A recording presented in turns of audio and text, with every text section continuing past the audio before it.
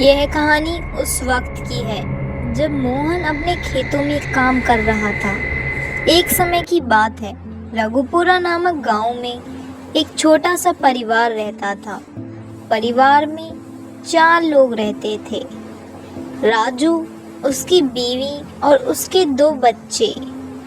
राजू के 2 बेटे थे, बड़ा बेटा मोहन और छोटा बेटा रोहन। राजू एक किसान था, जिसके कारण उसे खेतों में बहुत काम रहता था। उसे इतना काम रहता था कि उसे रात को भी कभी कभी खेतों पे जाना पड़ता था। कभी कभी काम से जाना पड़ता तो कभी कभी यह देखने जाना पड़ता कि कोई जानवर उसकी फसल तो खराब नहीं कर रहा, क्योंकि अक्सर जानवर रात को फसल खराब कर देते थे, जिससे कभी कभी राजू को काफी नुकसान उठाना पड़ता था। इसलिए वह रात सोने से पहले एक बार जरूर देख कर आता था। ऐसे ही बहुत समय बीत गया। फिर एक दिन राजू अपने साथ अपने बड़े बेटे मोहन को भी ले जाता है। राजू को लगता था कि मोहन भी अब बड़ा हो गया है और उसे भी अब चीजें समझ जानी चाहिए, ताकि उसे भी अपनी खेती बाड़ी में सहायता मिले और रात को एक साथी मिले। क्योंकि गांव में अक्सर रात को लोगों के गायब होने की अफवाहें उड़ती, जिस पर राजू विश्वास नहीं करता, लेकिन कहीं ना कहीं उसे भी कुछ लगता। इसलिए वह अब अपने साथ मोहन को भी ले जाता। वह दोनों बाप बेटे मिलकर रोज खेत पर जाते। देखते ही देखते मोहन भी रोज जाने लगा। फिर एक दिन की बात है, मोहन और राजू दोनों एक साथ खेत को जा रहे थे। वह खेत पर पहुंच जाते हैं।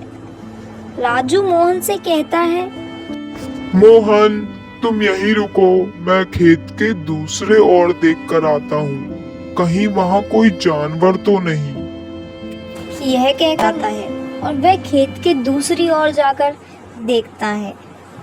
यहीं मोहन यहाँ अकेला खड़ा हुआ डर रहा था।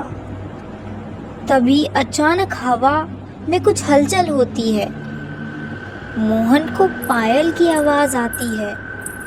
मोहन के दिल की धड़कन बढ़ जाती है। मोहन इधर उधर देखता है, लेकिन उसे कुछ समझ नहीं आता। मोहन समस्या को समझने की कोशिश करता है। मोहन अपने पिता को देखता है, जो अभी खेत के दूसरे कोने पे खड़े थे और वह मोहन से काफी दूर थे। मोहन डरते हुए खेत में आवाज लगाता है, कौन है? सामने आओ। जो भी है मेरे सामने आओ। तभी हवा की हलचल रुक जाती है और पायलों की आवाज आना भी बंद हो जाता है। तभी मोहन के पिता राजू वहां आते हैं। राजू और मोहन साथ घर चलने लगते हैं।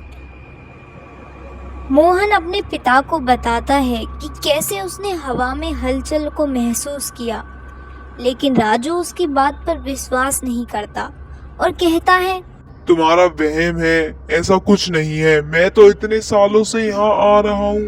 मैंने तो आज तक कुछ नहीं देखा या कुछ नहीं महसूस किया। तभी मोहन समझाता है कि उसे सच में कुछ एहसास हुआ था, लेकिन राजू मोहन को कहता है कि ऐसा कुछ नहीं है और वह दोनों घर चले जाते हैं। अगले दिन मोहन और राजू जब खेत की तरफ आ रहे होते हैं तो मोहन डरा डरा सा होता है। राजू मोहन से पूछता है कि तुम क्यों? क्या हुआ तुम्हें? मोहन कहता है कि मैंने आपको बताया तो था कल मुझे क्या महसूस हुआ। राजू कहता है, तुम काम करने के लिए बहाना कर रहे हो। मुझे पता है तुम्हारी। मैं भी तो इतने सालों से यहाँ आ रहा हूँ। मैंने तो आज तक कुछ नहीं देखा। यह सुन मोहन उदास हो जाता है। अब मोहन को समझ नहीं आता कि वह अपनी समस्या बताए तो बताए किसको। अब दोनों खेत की ओर चल देते हैं।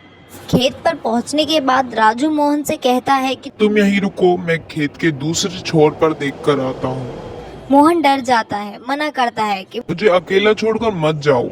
लेकिन राजू उसकी नहीं सुनता और उसे समझाता है कि उसका वहम है और वह वहां से चला जाता है। तभी मोहन को फिर से पायलू की आवाज़ आती है। इस बार मोहन पहले से ज़्यादा डर जाता है। उसे समझ नहीं आता कि वो क्या करे, क्योंकि उसकी बात पर उसके पिता तो विश्वास नहीं कर रहे थे। अब वो करे तो करे क्या। वो वहीं जम जाता है। देखते ही देखते राजू फिर से वहां वापस आ जाता है। वह फिर घर चले जाते हैं। अगले दिन राजू की तबीयत खराब हो जाती है। राजू मोहन से कहता है कि आज खेत पर तुम देख के आओ। मोहन मना करता है कि वो नहीं जाएगा, लेकिन राजू से समझाता है कि अगर वो खेत पर नहीं जाएगा तो जानवर फसल खराब कर देंगे, जिससे उन्हें भारी नुकसान होगा और उनके खाने के लाले पड़ जाएंगे। इसलिए मोहन जैसे तैसे वहाँ से चल देता है। मोहन खेत की तरफ जाने लगता है, लेकिन उसके दिमाग में यही चल रहा था कि आज उसके पिता भी उसके साथ नहीं है। अगर उसे कुछ दिख गया तो वो क्या करेगा। यह सब सोचते सोचते मोहन खेत पर पहुंच जाता है। मोहन खेत पर जाकर देखता है कि वहाँ कोई जानवर नहीं था। मोहन सोचता है कि उसे यहाँ से जल्द निकल जाना चाहिए। मोहन जैसे ही पलटता है, मोहन की आंखें खुली रह जाती हैं। वहाँ वह एक औरत देखता है जो सफ़ेद फटे हुए कपड़ों में थी।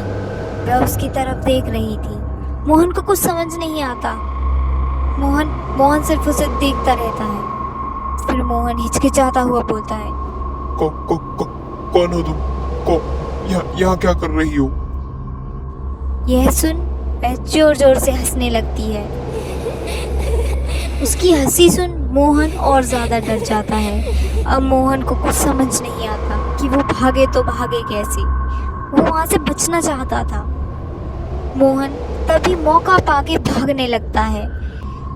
मोहन आगे आगे भागता है। तभी मोहन पीछे मुड़ के देखता है कि वो हवा में उसके पीछे थी।